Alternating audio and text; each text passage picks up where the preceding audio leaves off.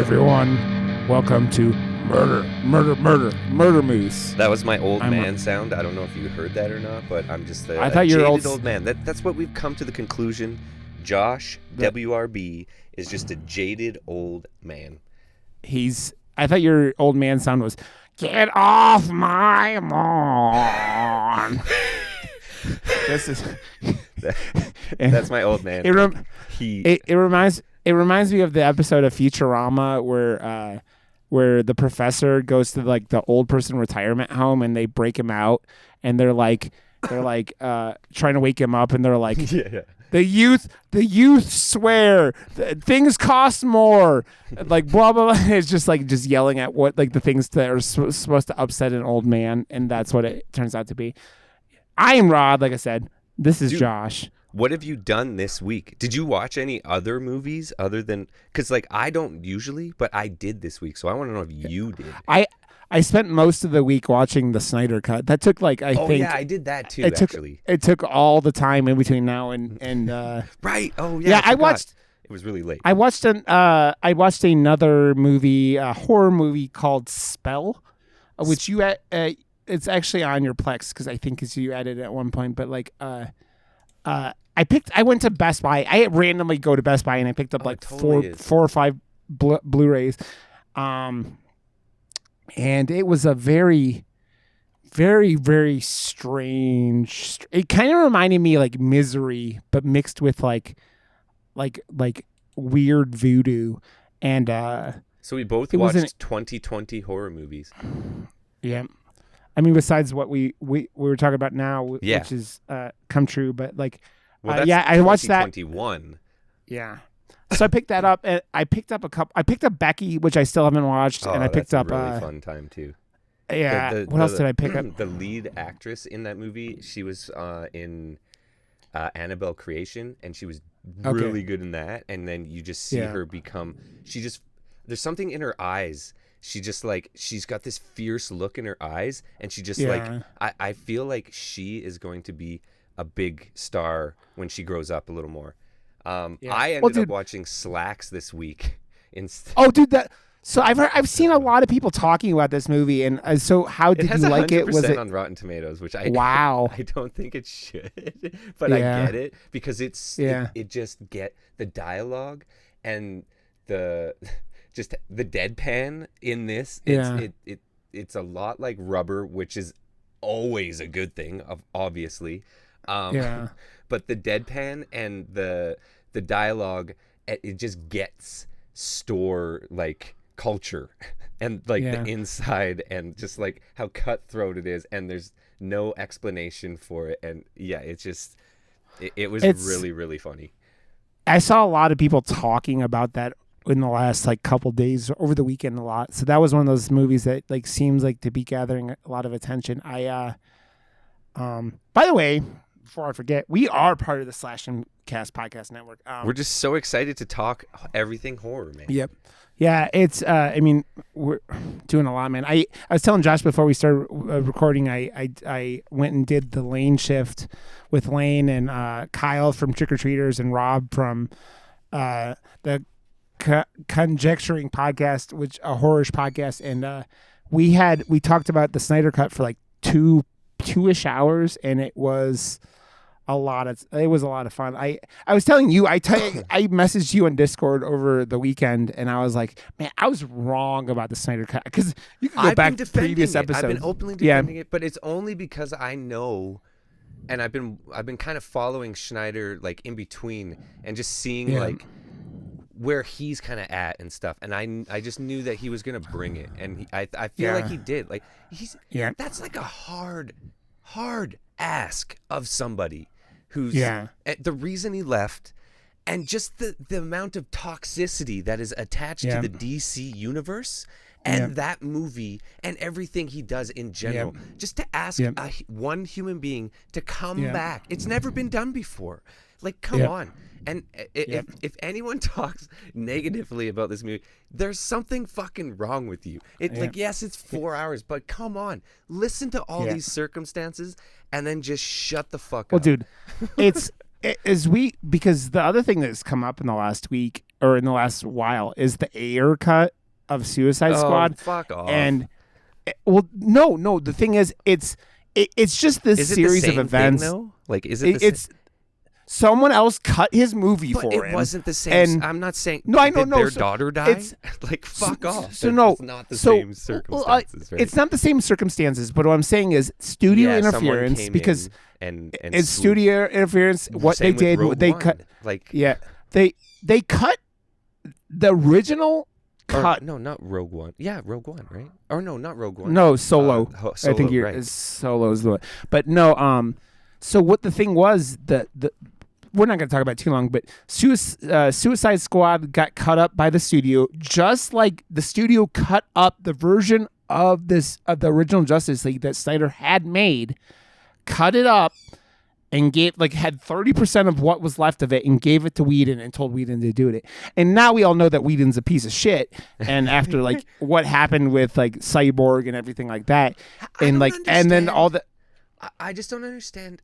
Like, is it just like from just sheer fear of these people? They're just so powerful and so like I don't understand how this stuff goes on for so long and they keep doing movies and and then 30 years later it's like, oh yeah, by the way, he was an asshole. It's like, well, what the fuck? Like, why didn't you say something like a little time before? Assholes, sexual. I mean, look at Harvey Weinstein. It was the thing with it sucks, man. It's the worst.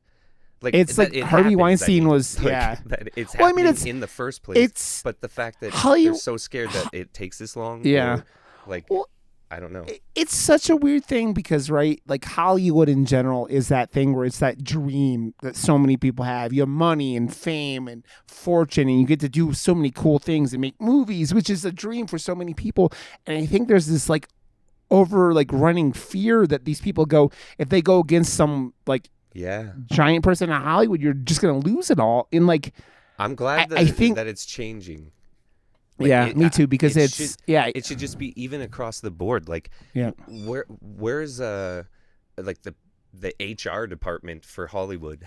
Yeah, that's the problem, right? It's like the things that used to happen. I'm so happy that it's because like the whole Me Too started, and it has been. I think it's affected a bunch and. It's gonna keep coming out. These people are gonna keep getting, called out. But like, man, I think you knocked some of the when the Weinsteins got taken out by this bullshit. You just go Harvey got taken out by you go. I think that's where I'm so like weird, not weirdly disconnected. Like I'm in Canada, right? So like I live a very different life up here than Americans do, and I don't think I realize that often enough with the way I think and my opinions. That's why they are my opinions, I think, because I'm in Canada and like a lot of those things I do not have to worry about, never had to worry about, and it just like it doesn't faze me at all, and I feel like I'm kind of naive to it because of those facts, and I feel like I shouldn't be because I love movies so much and I talk about movies, and I don't think I think it's my bad, for kind of being a little more naive about this situation. Dude, it's one of those things where like I love talking about these things with you, and we had it in the last recently where I was like explaining U.S. versions of things, and you're like, holy fuck, and you sit there and you go, well, it's that cultural difference. It's that difference where it's like even when you speak the same language or even when you're doing this thing, it's like it can be completely different experiences for like even if it was the same person across the world just because of what happens in cultural differences, right? And so like I feel like going in and exploring horror and movies from other countries kind of gets you, I think it exposes the fears and the vulnerabilities of a culture. Like I think what a country is scared of and what a culture is scared of, I think drives what the horror is, right? And so that's like really come up in this show, but I really feel that it's very random selections across the board too. But I really feel that heavily now, especially with more foreign films. Like they hone in more on the like what person. Well, no, it's not even foreign everywhere because what's close to home, whatever can scare you close to home, is what you're gonna write about. So whatever is close exactly. to the home that we're watching, foreign or otherwise, it's all the same. This has been a really fun experience, man. Yeah, it has. Well, dude, and another thing, I think indie has a lot to do with, like, I think what indie horror that drives me and makes me fall in love with it so much, and I know your passion for it, is that the lack of budget makes the what the horror is in these independent horror movies be like way more like specific. You're not like spending money on CGI for monsters. I mean, I go back to like things like Snatchers, where you have like a rubber puppet running around as an alien, right? And but that was hilarious. That movie was good. Yeah, but like, and like what we're talking about today come true. It turns out to like nightmares and sleep paralysis and all these things, and you start going, "What the fuck?" Yeah, but seeing it, seeing it through my eyes, living in Alberta, seeing the Alberta plates on the cars, and like I've been to some of those places and like seeing that universe. I'm just like, whoa, this is a trip and a half for me to see something that it just kind of came out of nowhere too for me. Yeah. And there's so much done so well with this movie that I was, I don't know, dude, man. This was a trippy movie, and there's one scene in particular when she's sitting in the laundromat at right when it first starts to happen after the first like night. My wife and daughter aren't feeling good right now, so they're like feeling sick.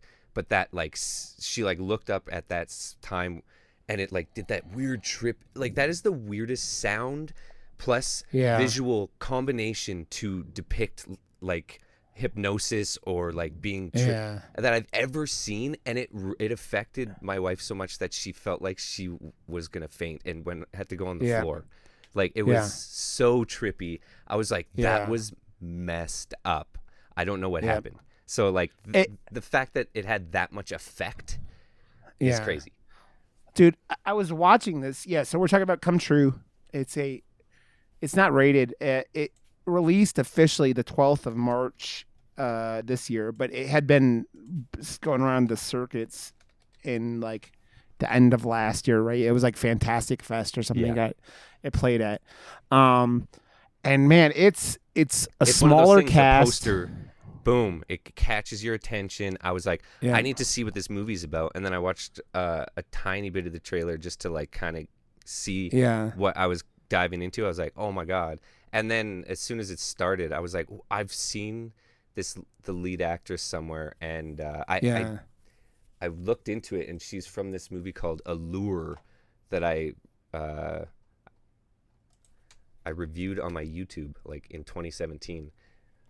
Dude, she has a really unique look. Like it's and they do a really good job, and she does a really good job of this like just beaten down person who who isn't sleeping, right? And like this does another thing that like I think back to Possessor and some other movies we've talked about. When I went straight to, I was like, everything that I loved about the budget limitations and what Possessor did with those budget limitations for the aesthetic and look of the movie. This did the exact same thing, but with the TV sets and the old school analog aesthetic and everything. Like I feel like they're taking these limitations and making it like a retro steampunk look instead of spending more money and making it look actual sci-fi.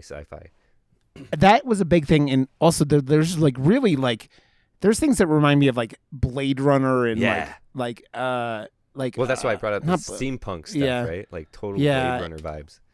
And the suits that they wore while they were sleeping reminded me of stuff really like well done. Like they looked like they were useful. Like instead of it just being like a prop. I feel like that would potentially do something. I don't know. And also, I want to know when American Harry Potter started making movies, because that motherfucker is like Harry Potter cloned, and I like with a beard, and I'm just like, guy? What? Yeah, he looks exactly like Harry Potter.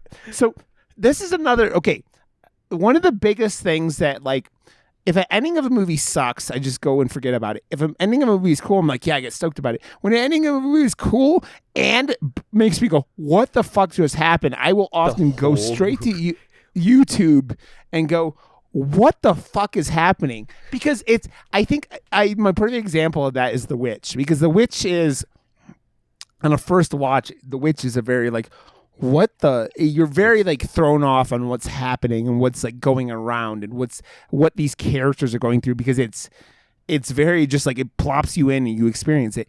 This movie plops you in and lets you experience it, and it's a lot of it is it's pretty out there, but like it's followable. And then so much like information, but it was all like historically accurate and like slow burn.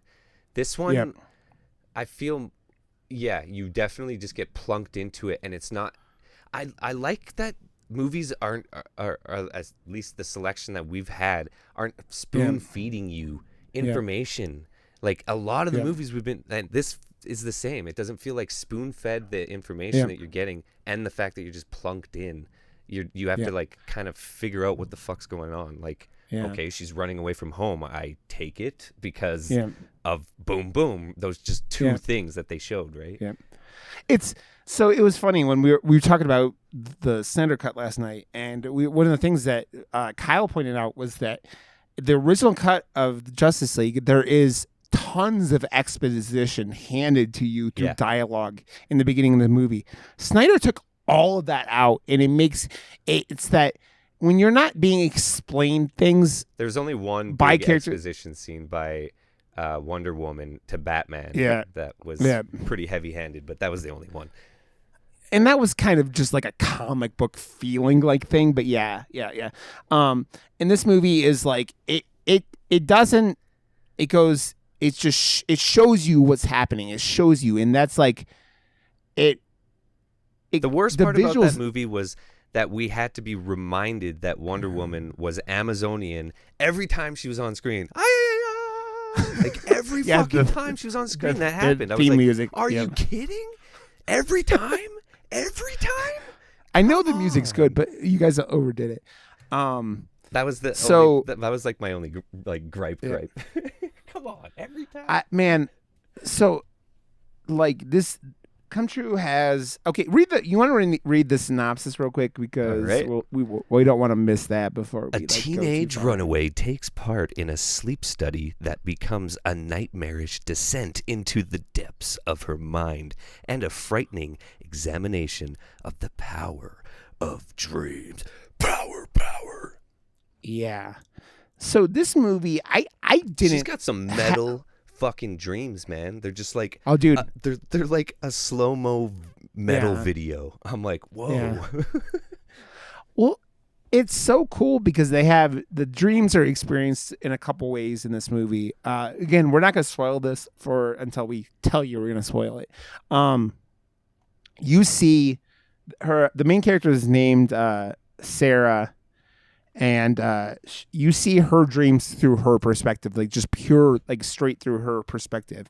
And you see these dream sequences are fucking terrifying. It's like you get these really, really creepily done scenes of like just dark and these shadows that are just like the art director that came up with the weird like dream sequence stuff. You're like, okay. Oh, whoa. Yeah. Those like weird like long arm leg things, and then all of a sudden they like turn inside out and then they have no faces and you're like, what the fuck? Yeah. I didn't expect that. Like, whoa, that was like, for me, I'm like looking through it to like, whoa, what do they use? Like, what is this cinema 4D or is this after, I'm like, what are they using? And then I'm like, holy shit, like getting like actually like weirded out by the visuals at the same time is hard to do for me. It made me rise above my stupid over-analyzing shit that I do and go, whoa, that's actually fucked up. Dude, I've gotten to the point where I watch movies like this and I'm like, the cinematography, if it like really, really catches my, I appreciate it while I'm watching it. I'm like, oh, Josh is going to be like getting a hard on watching this, like, because I was like, some of the just weird lenses they were using that like morphed her face, like when she got like closer up to it, and then like everything was like super weirdly out of focus and stuff. Yeah, awesome effects, like all in camera too. So like the things they were just like experimenting with in this movie got me excited about just like filmmaking in general. And this girl, the actress is named Julia Sarah Stone, and she's gorgeous, but she's got really unique features, right? She's like got this really, not really like skinny. Yeah, but her face has like it's very distinct. It's not like when I first saw her, like at the beginning of the movie, she's like exhausted because she's not sleeping, which leads to her going to these sleep studies that the synopsis talked about. And she just she's got these like wide apart eyes, and they're like, making it look like she hasn't slept. And so you see it looks like pits in her face. And it's in there and it's like, damn, man, it's they made this girl like she plays tired. Oh yeah, perfect. Like she's like really, really good perfectly. Actor. Like holy crap, she's really good. And the movie, like it's that thing where you sit there and it talks about her being a runaway. They don't tell you she's a runaway in any of the movie, right? They just show you she's a runaway. It's just like we're talking about. You don't have her going, well, I ran away from my mother because she assaulted me or something like that, No. And she ran in, grabbed a sleeping bag, and the mom's just like, Sarah, oh, she's gone already. But man, the dream sequences and the everything that happens in this movie it's that creepy vibe throughout, right? Because it's because of that creepy guy too. Like he's a creep. Harry Potter. Yeah, he's like a creep on so many different levels. And then like as soon as he gets called out for being a creep, she's just okay with it too. So then he gets to like other creepy levels because he's allowed to now be a creep. Yeah. So I wonder with that, and I don't want to like when we're talking spoiling it. There's things and theories I saw, and a lot of it made sense to me that like could be possible, because there is a definite argument of what parts of this movie are real and what parts of this movie are dreams. Right. And that's the thing. They start to do a few glitchy things that I thought were in real life scenes at the end that I was like, but still very subtly that I was kind of like,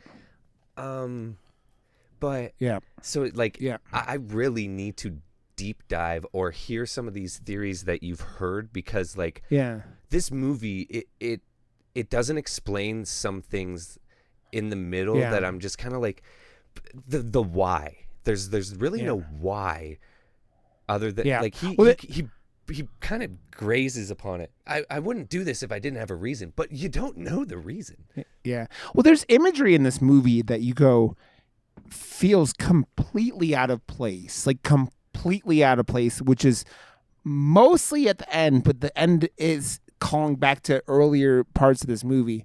And you go, what the fuck? And then the closing image of this movie is one of the most like, what the fuck are you talking about kind of thing? And you're just like, what? And it makes you start reanalyzing it. And this is another movie I probably need to watch this again at some point, just to kind of, it's another movie where you're like, when you kind of have these weird expectations of what happened and you could go back and analyze it, maybe you could pick stuff out, because there is a distinct cutoff at some point in this movie where things stop being real or feel like they stop being real, and you go, but why or where or whatnot. So, dude, but it's done so well that we are baffled. Yeah. And and now when a movie does it so well, and it's not even like I don't even feel like some of like M. Night Shyamalan movies when he does the rug pull, and I feel like he's like, ha, fuck you, I got you at the end, and it's not a good thing. Whereas like the first time he did it with like Sixth Sense, it was like, whoa, he pulled the fucking rug on the world, and the world went fucking down into this crazy, like whoa. Yep. Yeah. Like then he tried to pull the rug again, and there was like no hole under the rug, and people were just like standing without a rug under their feet, and went, well, what the fuck was that? I compared it to Zack Snyder last night. The M. Night Shyamalan thing, and like how like instead of like the trick ending gimmick that Shyamalan decided he had to go with every movie, that like after the slow motion in 300, the Zack Snyder's like, oh, everything has to be in slow motion. Okay, well, so like I said like, but dude, there was watching that movie. He understands wholeheartedly, 100% how to make something look 10 times more cinematic than anybody else. Yeah. Like every shot was fucking the most cinematic fucking thing I've ever seen. I was just like, and then the next shot is that? And then the next and shot like is doing that. Yeah. And like, he did it in 4:3. Are you doing this? This is like, like just a dialogue looked so cinematic. I don't, it was fucking crazy. I don't know. But dude, he did it. Yeah. He did it in that with the IMAX cinematic camera. Yeah, and the fact that it's 4:3 and you're just like, and you can accomplish that much with how you look, like, yeah, it's crazy. It's crazy how well shot that movie is. So there's like, I heard complaints about some of not complaints, but like people stating some of the other actors weren't great. Man. This was that's what I'm talking about too. This is in fucking Edmonton, and Edmonton is like this movie depicts Edmonton very great, because Edmonton is every time I've been to Edmonton, it is the grayest place I've ever been for some reason. Well, not a lot of this movie takes place outside during the day, right? You get the remnants of like the like Sarah wakes up like at the beginning of the movie on a slide at an outdoor, playground. Yeah. Like it is a person getting by during the day. Almost like a, what am I talking about?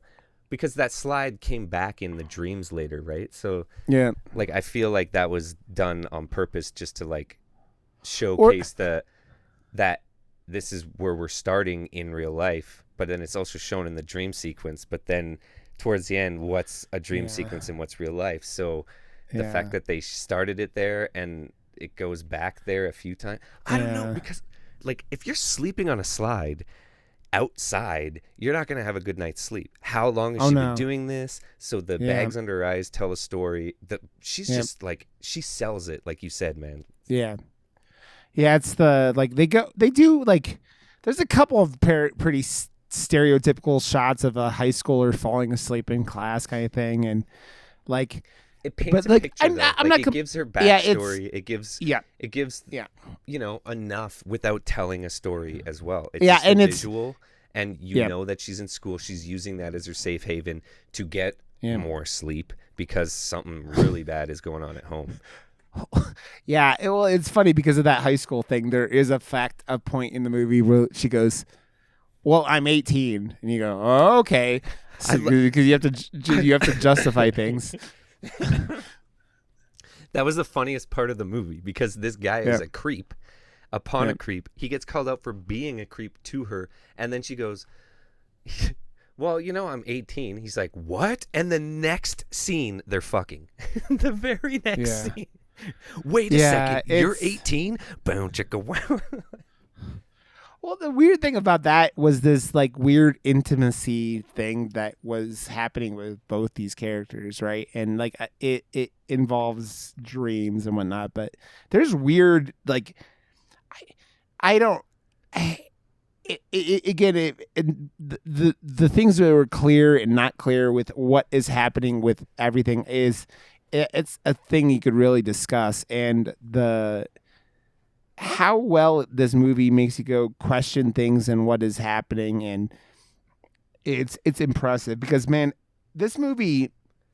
Well, my favorite thing is the shadow figure in so many different movies. I've used it in my irrational fears thing because that was my like fear when I was a kid. That was like the thing. Yeah. So when Lights Out was made, I just gravitated towards it so much because they got the shadow figure so right. This movie did too, by the way. Like he looks so like, well, even like at the beginning of the movie, it starts off with just, it's like super black. The very first shot of the movie is just black, and then it's like zooming in super slowly to like a black hole within blackness, and it's just this black shadow figure of this silhouetted dude with a bald head, so like hairless, naked, all like black on black on black on black, and I'm just like, this is so metal, and so like it just aesthetically looked so pleasing to, like, it was like symmetrical, and like, I don't know, they just it was, for me, like they like I'm applauding. Yeah, they nailed it, man. It is amazing how much they accomplished with what would seem as a relatively small budget with just awesome cinematography. I love to deep dive into as well. Like if I knew how much they had to work with and blah blah blah and all that stuff like that, and what cameras and lenses and like all that stuff. Like I love that information about movies, but I'm sure. Well, I really want to know what lenses they were using, because some of them were just really fun. Yeah. Oh, I mean, it's that building of this isn't like, it's that dream like state, right? Like I feel tired all the time, but dreams are like, same. I don't dream I don't remember dreams very often, right? Like, and I have to put like my daughter for her nap in the middle of the day, and sometimes that nap becomes my nap too somehow, and I'm just like, and then I wake but like, because you have to like calm down to calm her down type thing, so I'm like, coming out of that room sometimes I'm just like, oh no. You're like, how am I drunk? I didn't have anything to drink. Oh.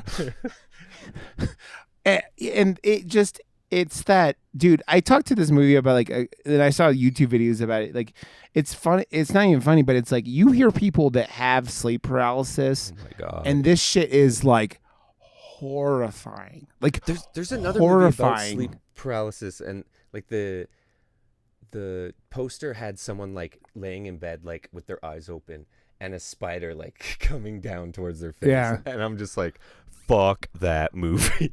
Well, dude, there are shots when she's in that sleep clinic that with the other patients that are horrifying. Like horrifying, because you're sitting there like stuck there looking like it portrays how scary pure terror.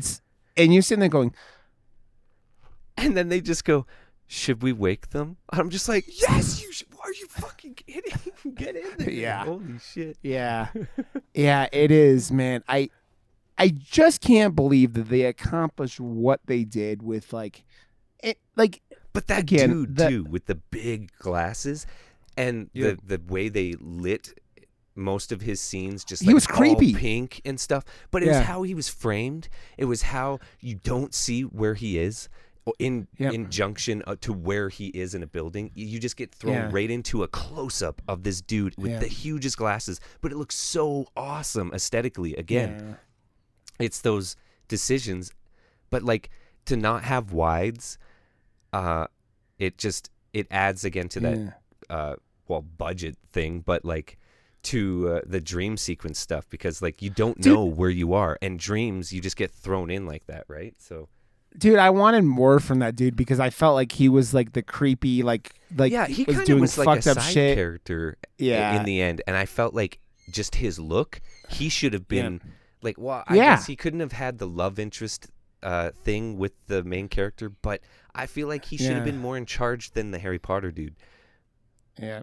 Dude, he was one of those characters you're like, oh, what is this creepy ass motherfucker doing? And he's only in like 2 or 3 scenes and not very long. But he looked so good. He could have a poster of his own, like, because the poster is really fucking good. By the way, like, look up the poster and then you'll understand why I clicked on this movie. It just it's well put together. It's really good. The same reason I clicked on Slacks. It's a good poster, man.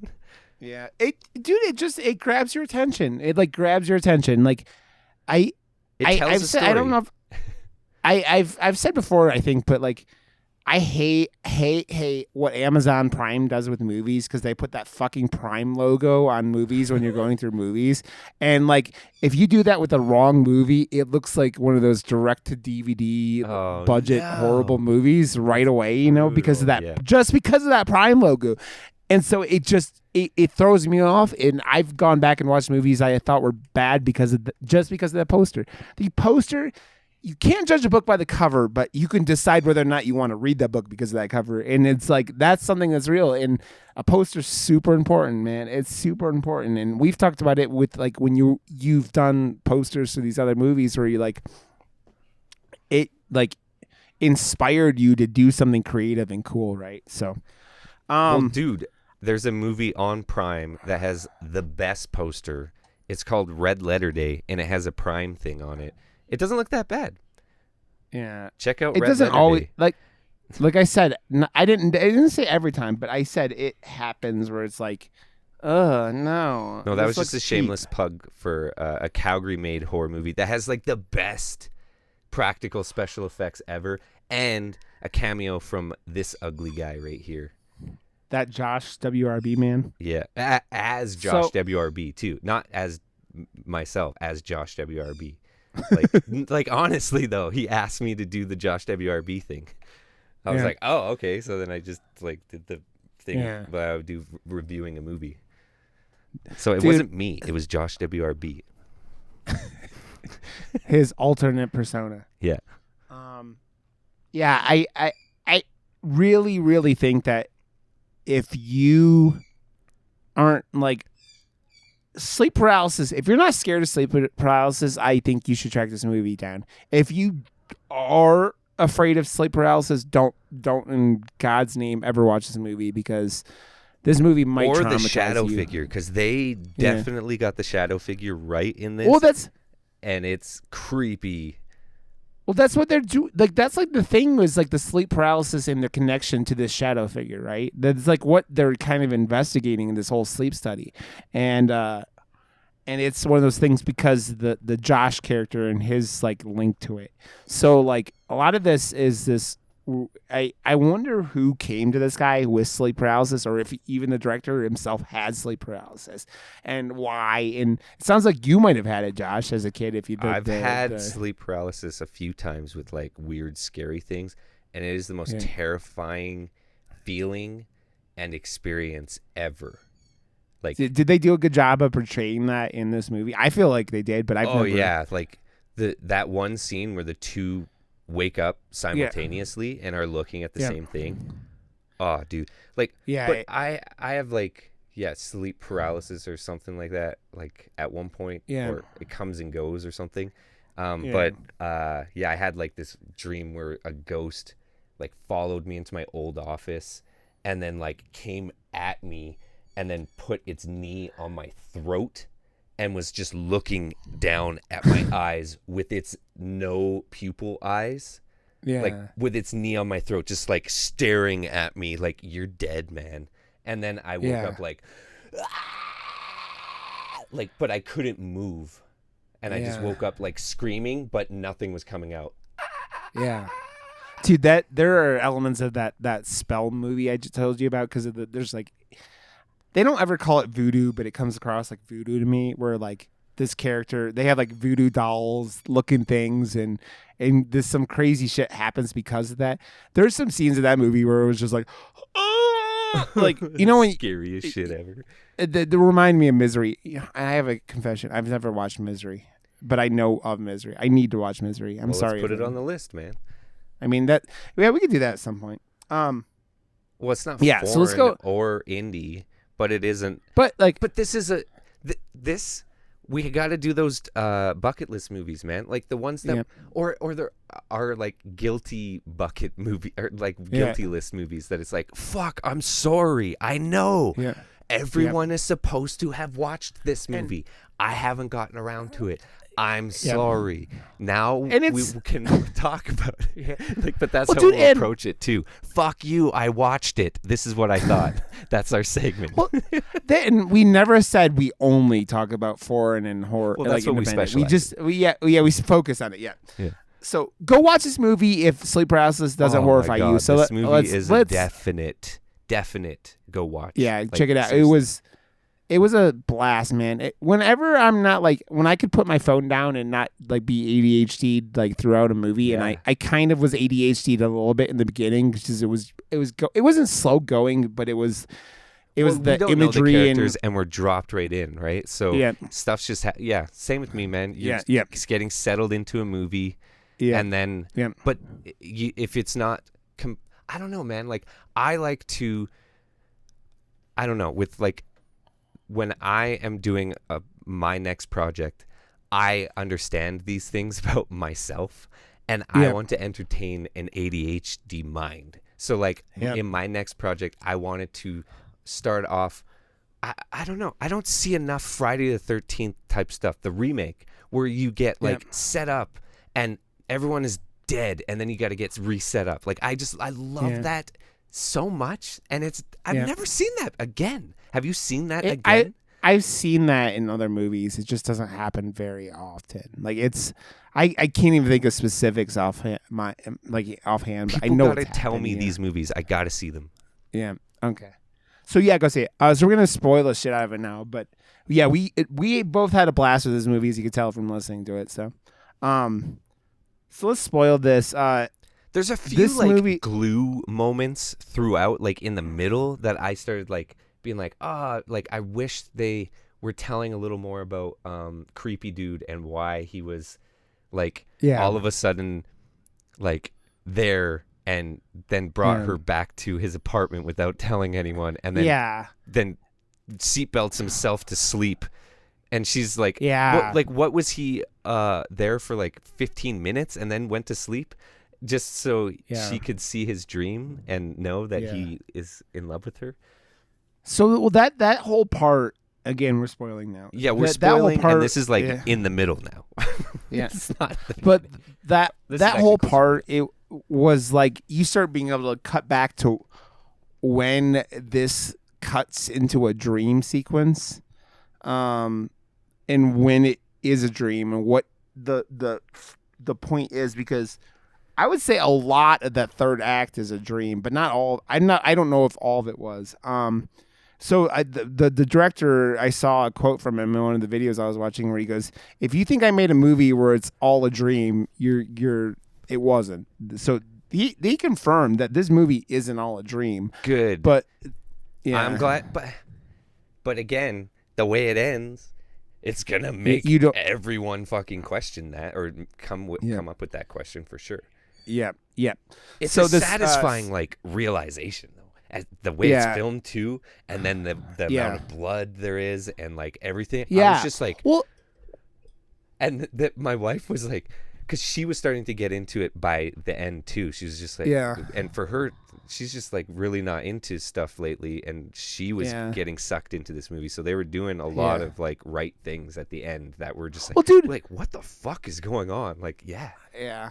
The whole walking sequence where she's sleepwalking at the end is like that's where the real turning point where you're like, what the fuck is happening? And then it's like a series of like short sequences, and then what the fuck, short sequence, what the fuck, short sequence, what the fuck. There's a lot of that there very at the end of the movie, and that's where I think it's like throwing you off to what is real and what is not real, because there are obvious points in that end sequence, those end sequences where like, well, this can't be real. Like, she finds her phone. Well, because and that would have been dead for whatever, let alone everything else, right? Like stuff like that, and like. Well, they were doing it well because like the dream sequences all had the same slow zoom in, like a dolly in shot. So then they started doing that in real life shots. So then that's how it was blending in at the end. They started like making every single scene do a slow push in, and then it was going back into the dreams, and then the dreams were all always doing that. So then when the real life started to just follow them down the corridor, and there's like all those red eyes and everything, that's where the like two worlds were kind of like meshing into one. And then like that scene was horrifying. It was beautiful. Horrifying. It was beautiful. Yeah. Like it was so well done. Yeah. It was horrifying. Yep. So this girl, you see her like waking up. Does it have a dream sequence before her waking up, or is it like it's her waking up on the slide right away, right? Yeah. And then Well, you're no, like, the why the dream fuck sequence is the black. Like it just shows Yeah. the shadow figure, and then she wakes up. So Okay, yeah. Yeah. I was trying to remember if you saw that right that second or it's happening later on. This is a weird thing. Like, is the name supposed to be, the name of the movie supposed to be When Dreams Come True? Like, come true. That's like what it's saying, right? I don't even know for sure. The name is weird, and like, I had a hard time like sticking the name like, in my memory. Well, it's two is it words because dreams come true? Like, is that what they're? Yeah, that's what I was just saying. Yeah, Well, I don't know. Because the end of the movie, like, Yeah. the red eyes mean something. Yeah. Well, that and this girl's 18, and they say she's been in a coma for 20 years. So like, there's a weird like whatever of what is happening with when things are real and when things aren't real. So, so you figure out this girl is basically Sarah is. But how are you gonna say a whole movie isn't about a dream if the end thing you say is, "Oh, by the way, wake up! You're in a coma." It's like, so if we're the audience, are we in a coma? So that's so the thing that I heard people talking about was that the sex scene was actually a triggering point, and what happened was she murdered Jeremy. It was their theory, and that like somehow broke her and put her into a coma. Like there was a coma after that point, and that coma was like triggering back to like her recycling back to like that trauma of like either her father sexually assaulted her or something like that, or some kind of there's no mention of she ran away. There's no mention of a father anywhere, right? Anywhere. But there's this weird like breaking point. The sex scene gets real weird, and then there's the like after the long whole sequence of her like sleepwalking, she wakes up and he's dead, but it's not just like dead. It's like she's dug out her eyes, and there's vampire. They're like, this is the weird part of the ending of this movie with the vampire teeth that she wakes up with, and then you roll it back to her watching Jeremy's Harry Potter's dreams, where they're like riding in a car and she's covered in blood and has vampire teeth, and so you start going, well, where is this vampire teeth imagery coming from? But like, if all of this is a dream after her breaking and killing this motherfucker because he like maybe he sexually assaulted her, you don't know. In that building up of him being a creep at the beginning of the movie goes, well, what happened and where this could have been, and runs like out of nowhere. He's all of a sudden just there, and then he's like following her after the study and stuff. Yeah. Well, so this is what happens. She wakes up on this fucking this slide, wakes up, goes home and like showers, and then like her mom almost finds her again, but she's going out and like sleeping on these. She's avoiding her mother. Doesn't ever say anything about it. All you ever hear from her is that like she talks to her friends about sleeping at her friends' places. And at some point she finds a thing for the sleep study. And she goes in, she's like, "Hey, I get paid and I get to sleep in like, indoors, and I'm not sleeping on a fucking not on a slide." Yeah, slide. Yeah. Well, come on. Yeah. Sounds pretty fucking sweet. Yeah, it does. Even though they put them in these weird sci-fi outfits, but like, and so she does these studies, and then like the next day, horrible bangs lady, who I'm not even gonna like, I think her character's name's Anita, but I'm just gonna keep calling her horrible bangs lady. This woman has some terrible bangs. Not since. Oh, by the way, over the weekend, my wife and I watched Scream 1, 2, and 3. Oh, I love those movies, man. Courtney Cox's bangs in Scream 3 are some of the worst things I've ever seen but she in the looks history of so good cinema. in number 2 with that like the red streaks and stuff. In 3, she doesn't, because those bangs make me want to scream. But okay, but I was like, hot for her in the second one. When I saw it, I was like, oh my god, Courtney Cox. Wow. Maybe back then, but like the her hairdo in that movie doesn't hold up, but it's still better than the bangs in 3. Well, I don't know. I haven't watched it in a long time. Yeah. But back then, wow. Yeah. Hair. So she's like, she wakes up the next day after the first night at the study, and there's like other people doing it who have been doing it for a while, it seems. And Bad Bangs shows her this picture, and it gives her like a seizure. Like it's like, but it's not even a seizure because they like later on she references it as a panic attack. Yeah, but that seizure she has in the fucking laundromat after that is fucking crazy, dude. Yeah. Well, that's the start being when once you have watched the whole thing, you're like, when is this? What? Huh? And like it's because it's like this. That and the bleeding eyes, which are a reoccurring thing that I'm not quite sure. Like, I would really love an explanation of some of these elements. I'm not complaining about it. I'm just like, but why? Exactly. Yeah. But that's what I said. I was like, there's a lot that I was just sitting there and going, yeah, but why though? And that isn't like the greatest thing.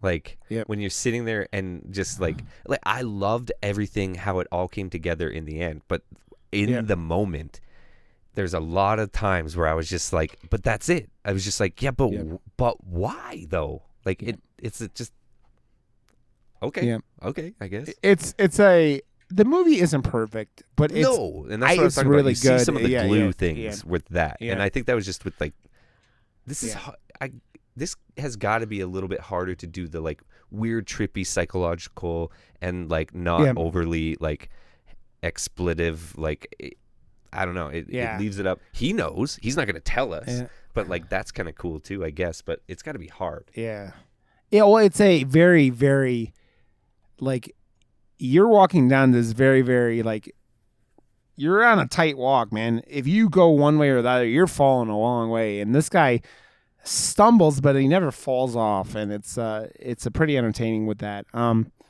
So she's like, Sarah's gonna go like quit this study because of like what happened, and this is where like the whole like Jeremy starts following her around, Harry Potter starts following her around, and blackmailing her into staying. Well, he doesn't really blackmail her, but he like it into a blackmail. She blackmails him. She's like, "Tell me what you fuckers are doing, or I'm quitting." And this is the another thing that was really kind of weird. It really seems like Jeremy's running the study, even though like old creepy eye glasses McGee buddy has like the like. That's really, where I wish it was like, a little more fleshed out. I feel like that was a little messy. No one knew it was going on. Like no one in charge knew what was going on except for Harry Potter. And I feel like this is why I took. We don't know. I kind of took it like that. Jeremy is something like a PhD student or something like that, and he's like old creepy eye glasses is the like teacher. Might be like the professor that is like overseeing the project, because they give a lot of it in like Jeremy and his like being they're probably strapped not down supposed to be on. Doing this, but it's just a school project, so we're just fucking around, you know, like you can kind of get away with it. I kind of got that vibe too. So basically Jeremy shows her after she's like, I'm gonna quit if you don't tell me, that they figured out a way to like basically see what people's are seeing specifically in their dreams. And this is the cool part of where they start showing like the cool like 80s kind of like kind of like green and black monitors, kind of aesthetic. like I think it adds, man. It adds to the creep value of stuff. Kim, this is a reoccurring thing with this podcast, but the less you show in horror can be so beneficial, and this movie is perfect for that because it has these amazing dream sequences, but it also shows a lot through these fucking monitors that have really shitty resolution, and but it shows you enough that you go, oh fuck, that's creep. If that was happening in real life to me, or I was sitting there, I would be fucking creeped the fuck out. Oh my god, it's coming out of her fucking dreams. Wake her up. Fuck. Well, it's the whole like there's sequences here where like the other two guys that are in this study with her that like that we talked about it, we were referencing before, like there's two of these creepy shadow figures standing above their beds, and like these dudes are like, what the fuck? Because it's like the room they're in, like it's the hospital bed that they're in, that they're sleeping in, studying them, and you see these two figures, you're like, and they're just standing there, and they're like, but you can like see their eye, like it looks like their eyes are awake, and you're like, what the and it's just amazingly creepy. And this all goes into like the Sarah ends up going in and like one more time and doing their sleep study, and like the nightmares are getting her, and so she ends up like leaving, and she for some reason goes to this club, and I think she's looking for her friend. They aren't very specific, but Creepazoid Jeremy follows her into the club and finds her passed out in a stall. He's just like, oh no, man. That was the most unrealistic movie in a scene in a movie about a dream seeing monster things. Yeah, because there was the lack of reaction in some parts. Yeah. was I was like, fuck, you know. I was like, so you're just gonna let this creepy Harry Potter carry the passed out girl out of the bar? Is she and okay? No one's gonna stop bye. you. Okay, go rape and murder her. Okay, bye. Well, this is Edmonton. We don't care. Yeah. I don't know. Maybe it's different in Edmonton. But, and this, that was the most Canadian thing ever. Oh, hey. Hey, you got a passed out girl, eh? Oh, you got to take her out and carry her away. Oh, you couldn't be doing anything wrong. Yeah, go get her for some Timmies, eh? Yeah, you're a good guy. You're a good guy, eh? Oh, hey. Carrying her to the Timmies, eh? She needs a double to sober up there, guy. Yeah, like in America, that dude would have had his kneecap shot out. But well, that's the whole like promising young woman thing. Like, yeah, the movie. That's the whole premise of the movie, is that she is acting drunk and isn't, and is fucking like destroying these dudes. Yeah, we got to watch that still. Maybe we do that in a couple of weeks. Such a good movie. Yeah. But this is where she wakes up, but she doesn't wake back up in like her hotel or like whatever. She wakes up in Jeremy's apartment. That motherfucker seems like he has a really nice apartment too, which is really weird for whatever station this guy's in. Well, that's the thing, that like aesthetically it all worked out, except for with his character and his creepy factor, and the fact that he's like, I'll be right back. And then he like takes her home. Yeah. And like that whole thing just was like, oh yeah, you don't fuck up that big, do you? Okay. Yeah. Then calls, oh man, I fucked up. It's just like, are you kidding? Yeah. Oh man, you fucked up, man. We haven't even gotten to all the fuck ups he's done to get to that point, but that's what I'm saying. It was so like that was the like clunky part of the movie to me, but so she wakes up in his apartment and finds him strapped up, like eye patch thing too. Yeah, like well, because her eye was like, she opens up. Her eyes had been bleeding at some point, like at the actual sleep trials, and she wakes. When she wakes up, she has this patch on, and she like pulls it off for a second, and her eyes like completely blood red. But she finds him in bed and tracks down to him monitoring his dreams for some fucking reason. Yeah, that's where I was just like, but why?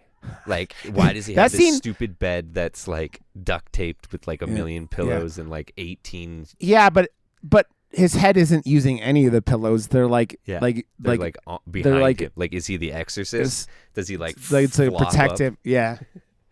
But and she sees his dreams, and this is the weird intimacy thing with like dreams and whatnot. And he's like driving with her, and then they're like making out, but she's also a vampire in his dreams. You're like, what? Because she gets these vampire teeth. And this is what you were talking about referencing. I like what you. I like where your head's going. I'm on board.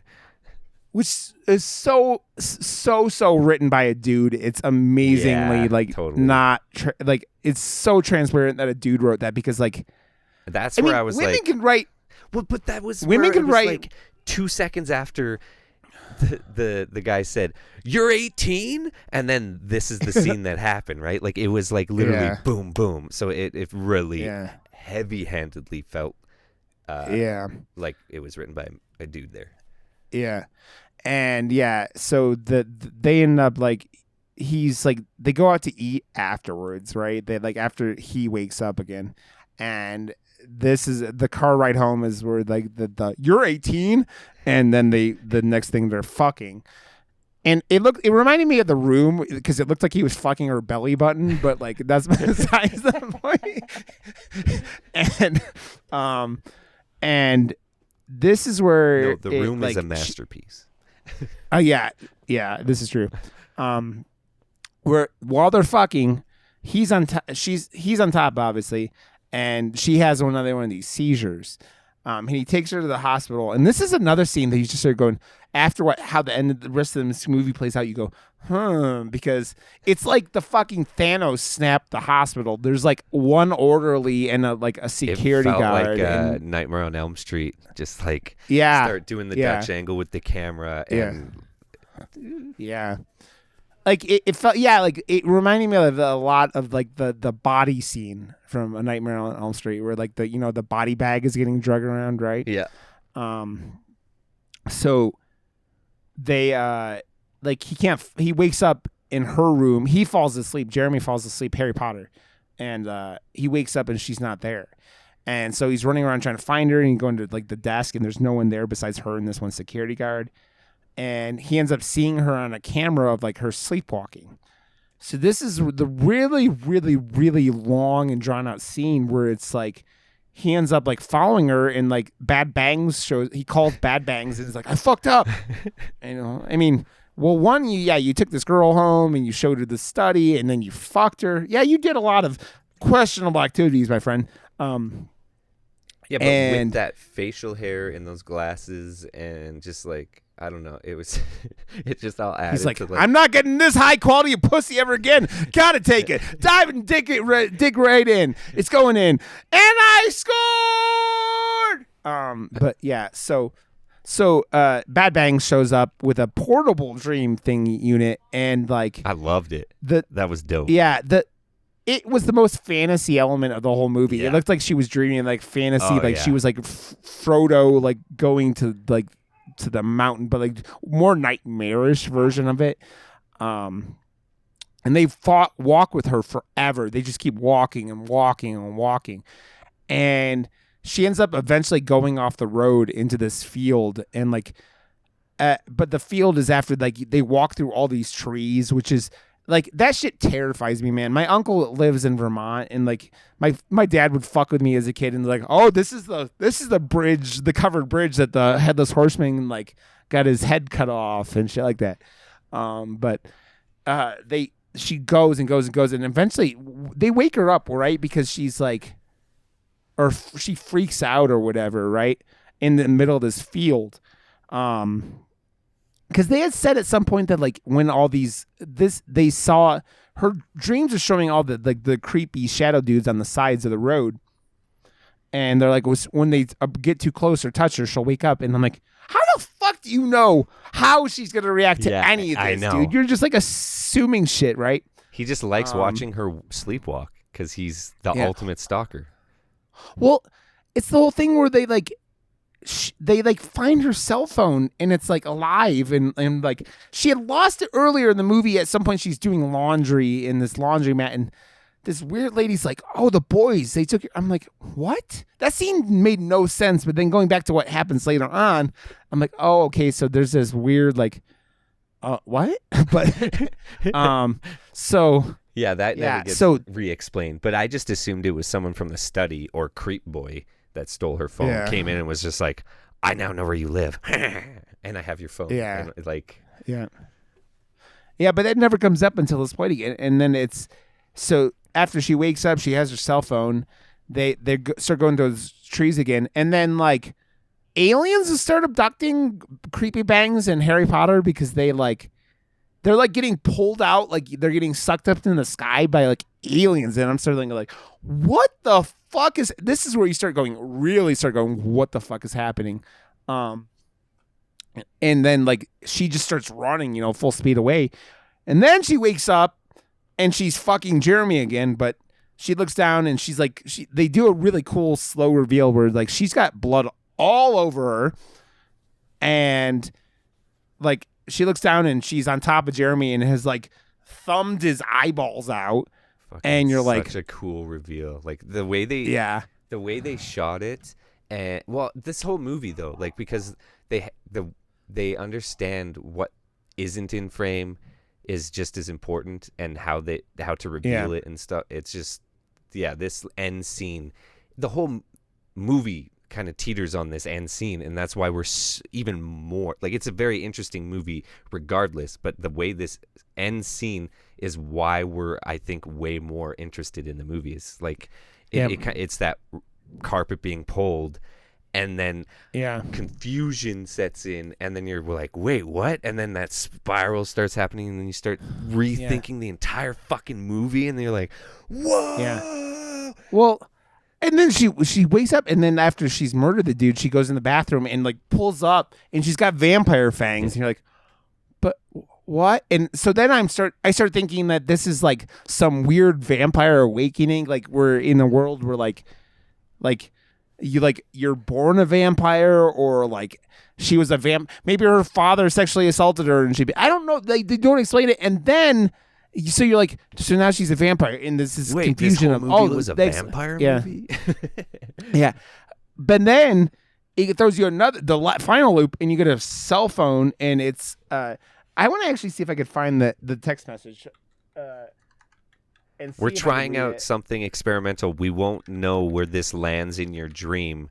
You've been in a coma for 20 years. Please wake up. Yeah. Like, that's essentially what it said. Yeah. And so you're like, and that's what the movie ends on. So you're sitting there going, you just have a lot chucked at you in the last couple minutes. And you're like, what? And it for a movie that's about, like, it's this creepy dream thing, and but it all feels grounded at that point until the last 20 minutes, and you're like, what the fuck actually happened? And that's like right when I was done, I'm like YouTubing like video people talking about this movie, because I'm like, I guess it lost some people, which doesn't surprise me at all, but like, yeah, for sure, 100%. I can see that. But it's a lot that goes on there, like the end where you're like, what the fuck? It's like.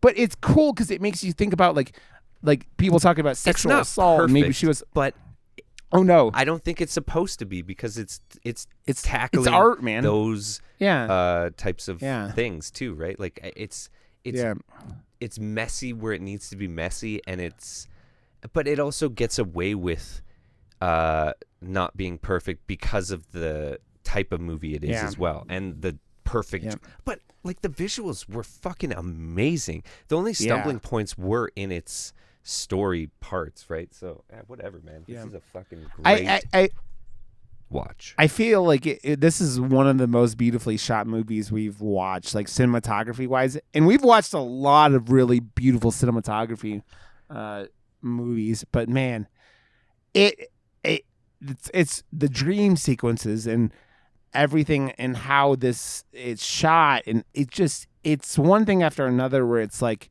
I was surprised, because like I don't know, I'm from Canada. I know I don't know Bob from Canada, but I feel like I know a lot of the kind of teams in Canada making horror indies and stuff, and like the fact that this show is now like really showing me that there's a lot of really awesome filmmakers in Canada. It's getting me so fucking pumped to like be a potential filmmaker in Canada with these boys, because like, holy shit, there's some really talented fucking people up here, man. Dude, it always, when you spot on and pick out a Canadian made film, I'm always into it, because the scene is just, I think there's not enough credit in the United States. Like, this movie is done well with critics and everything like that, and everyone has seen it at festivals and stuff, but it still doesn't get enough credit because, one, they're indie movies, right? Yep. But like, this isn't like it's something that deserves to be watched. And I honestly don't think this movie's for everyone, because the movie is very. I mean, because of what it's about, it's very dreamlike for a lot of it, and then the ending is just. It can. I'm not surprised that people got thrown off, like I said, but it's a cool ending for me, and man, I think a lot of people need to see this movie, and it's we talk about some of these smaller movies, and I'm like, oh, fuck, it's a shame that more people haven't seen this, and it's like hopefully it's so it gets well picked up done and for indie budget. Like I'm just overly impressed with what people are able to accomplish with like like this is an indie movie, but like all those After Effects or Cinema 4D, like just those dream sequences were so well done, and like all of it, like wow. It's so these high quality cameras are expensive, but they're like affordable for filmmakers now, like even like independent. Accessibility is a thing, and we're gonna get a lot more like really cool films from people that haven't existed to us, and this is really exciting to me. Well, that, and then you throw it on a PC or a Mac, and you throw it through Adobe, and you could do shit that like you're not making Jurassic Park like that, but man, you could do some shit that's like pretty fucking cool, especially like little like the shadowy figures and all the stuff that they do in this movie, and it's just like it shows you can use the resources available to you you don't have to make like high fantasy. You can do this to do like little cool things where you just make shadowy figures that are fucking amazingly creepy and stuff like that. You need to know where you're focusing and where you can highlight things and use practical effects and use like things like that in when you can. And I'm assuming that like the shadowy figures most of the time is just like someone standing there. Maybe they're wearing all black. I don't know, but it's enough that you go in and do some yeah. And it's just like, man, it just shows you that like using the tools you have. That's one of those things about Hollywood movies that can be like when they want to spend money because they have it in the budget to spend. Yeah. And it's like, that looks expensive. Yeah. Yeah. And it looks expensive, and it's like, how many movies were there CG where you're just like, I just always go back to It Chapter 2. Like, cut that budget in half, and I think that movie would have been better. Yeah. That's the reoccurring problem with Stephen King. Stephen King is notorious for not knowing how to finish a book. I mean, but they made fun of that so much in that movie. That was a fucking bad joke in the movie. I was like, they changed the ending so the movie was better than the ending of the book. But then they also poked fun at Stephen King as a character in the movie like 8 fucking times. And I was like, that was very heavy-handed. Yeah. I love Stephen King, don't get me wrong. But like, it's one of those things where you're just like, ugh. Dude, it's hard. George R.R. Martin has written 5 Game of Thrones books. And then he's just like, I'm rich. I'm dying happy. He's rich, but the man wrote himself into so many situations where he had ideas about it. He's never going to finish those books. If it's been 10 years since the last book came out. George R.R. Martin is a fat, older gentleman who, if you read his books, writes about like feasts for page after page after page. Loves himself some food. I just don't think he's ever going to finish those books. And like, it's just ending can be hard, man. And I think that like when you go in and like attempt something as ambitious as Come True, I respect you, and I respect what your vision is. I don't know if he executed it perfectly. I don't know what I would really like to hear what his ideas of what he was aiming at with a lot of the story he was telling, because I don't know if it makes it worse or better. Like when you have that to, look at it in your mind and go, oh, okay, that makes sense. That makes sense. But I also like the like you and I could have different views of when he's going to hold on to that information because we just had a full fucking hour conversation about this movie because he holds that power over us. And that's amazing. And more filmmakers need to understand that power that he holds is the exact same power that Christopher Nolan understands, that, like that spinning the top at the end of the movie is power. He holds the power. Yep. Not knowing drives humans way more than knowing. Yep. Like, you don't know, like, It's like a reoccurring thing. You went and fucking got on YouTube man. about it. Yeah, that is fucking. They done something bigger than other movies have done for you to need to know more. That's fucking cool. I love when movies drive you to do that, because I said, like, the only other time I remember doing that is The Witch, because of how The Witch ends, like, and how. Well, I have a tattoo of it, so yeah, I fucking love that movie.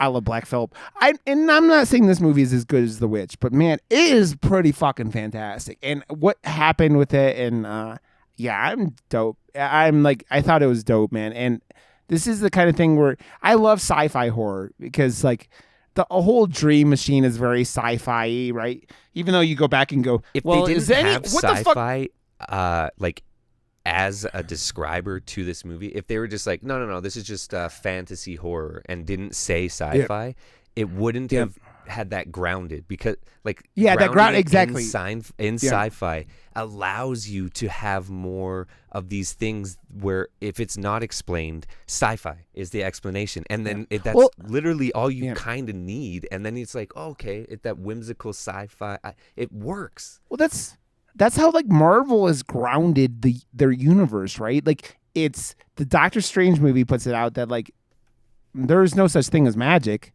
You're doing technology that like you're doing that hasn't, like, I mean, they kind of do sorcery, right? And there's like spells and like, but they make it seem like a lot of that stuff is really just technology, right? And it's that grounding it so it's not just like, oh no, this isn't just Gandalf riding around on a dragon to drop a ring into a mountain. This is like, it's trying to root you to like reality a little bit, and that's the thing. Like, science fiction has that grounding where it kind of connects you to what's possible, right? No one's ever gonna have the Force. Like, that's why Star Wars is fantasy. It's science fiction fantasy, but it's fantasy. Star Trek's always been sci-fi, and sci-fi has that Alien's my favorite movie all time. So sci-fi horror has that thing where I'm just like, it just gets me. In this movie, digging into cool sci-fi horror picks. The thing that Alien does so well is it's grounded, yes, but it does a thing where it's grounded in another world. It's like it's not grounded here in Earth. So it's almost scarier, because it's like, what is actually out there? And if it is those, I'm fucking terrified. We're fucked. Yeah, we're fucked. We're fucked. Where's Predator? Man. Yeah, man. I just hope this movie picks up some, steam and people enjoy it, because man, I really, really like it. It's worth a watch just for the visuals, like, well, and the acting. To be honest, she did a fucking great job. And I don't know, man. Like, I hope, like you, man. I hope people see this fucking movie. And it's one of those ones that kind of came out of nowhere for me, and I don't know if it's on anyone else's radar. If you're listening to this and you're an hour and 20 minutes into the podcast, you probably are going to watch this movie. So, hey, let me know what you thought. Yep, definitely. Okay, so I already picked out what we're doing next week, and we have it all added and stuff. We're going to be doing another Korean movie. It's like Josh does Canadian movies and Rod picks Korean movies. It's a reoccurring theme here. But it's, I haven't even you picked Psycho Goreman. I didn't even know it was Canadian, and it's Canadian. Yeah. But I'm not doing this on purpose. It just kind of happens. I'm looking into like indie horror movies, and they all end up being Canadian for some reason. Especially in 2020, there was a fuck ton of Canadian-made indie horror films. Like that 12-Hour Shift, I think, was Canadian as well. Yeah. And Lucky, but those are like, they have the same actresses in it as well, and like those actors and actresses are the ones directing the films too. So like, this is again another like group of filmmakers within Canada that I'm like super excited to get behind and start like rooting for. So yes, next week we're going to talk about Bong Joon-ho's, the one man who wrote and directed the best picture, Parasite, his 2003 film Memories of Murder. This was actually someone we've been uploading our videos our episodes onto YouTube, which is like the audio until Josh wants to come out of the shadows. And I commented. I don't know, man. I've been on YouTube for a long time, and I hit pause on there and like haven't been live streaming too much, and like hiding in the shadows of just audio has been kind of weirdly. No, dude, I don't care. I don't care. Whatever makes you happy, man. I'm good with. But yeah, it's so this movie is gotten a lot of things, and everything else I've seen by this guy is awesome. Parasite, Snowpiercer, and The Host. I've never seen all of them. I just haven't seen this movie. So yeah, and I've literally loved, like absolutely loved. Like Host was at that point, that was my favorite monster movie I think that was ever made. But I don't know, like that's like a next level monster movie because like it is again, he understands filmmaking and he uses it like a paintbrush, and in everything I've seen, especially Parasite, that was like every fucking frame was a painting. That movie. Ugh. Oh. The Host reminds me of. I think I've said it on here before. It reminded me of Urban Jaws. It reminded me of that's 100%. That's like making the kind of Jaws. Yeah. And it's urban, but man, that movie. Jaws is one of my favorite movies ever. So like when I compare something to Jaws in a positive way, you know that it means a lot to me. That's when a filmmaker understands what the fuck he's doing. Like he gets it, but he gets it on like a way higher level than any of us will ever get. And this guy's been doing it back and forth between Korea and America because Snowpiercer is fucking dope. So good. It's a dope fucking movie. I mean, that movie's caught on enough. It didn't do anything in theaters because Harvey Weinstein wasn't a big fan of that piece of shit. But it's got like a 3-season show running now on TNT or TBS or whatever it is, and like there's like 3 seasons of fucking premise for a movie too, and just like it says so much about just like how class works and stuff too, and like and we've talked about that a lot with these Korean movies. That's a big reoccurring thing in Korean cinema, and I love it. So fuck yeah, I'm excited, dude. Me too, buddy. I'm going to bed, but man, God damn it, Josh, I'm going to pull my headphones out of my so I can't hear you for a second. But no, dude, yeah, I'm stoked, dude. Again, this is episode 26, and every week is a blast. So, okay, my dude, where can we find you? JoshWRB.com, right? You can find me at WRBmedia.tv because my site is launching this Friday. It's open so it'll for be business. The date. You can buy all the stream packages you want because it goes to feeding my family. Let's go. So that will, unless you listen to this on the first day it comes out, that site is live. So go check it out and give Josh, especially if you're a streamer, he does some cool fucking shit. So give the man some love. And I'm Rod Johnston, Rod_Johnston everywhere. So that's where I am. Murdermoose.com, where all our episodes are, and leave us a 5-star review. I know CC gave us a review, which was awesome, and we got one more review that was pretty positive. So, and we got another message a 5-star review from the website. I think it was Elevator. Fuck yeah, Elevator, Elevator. So, okay, buddy. Well, I will. We'll be back next week talking about memories of murder. Dun dun dun. So I'm stoked. Bye. Bye.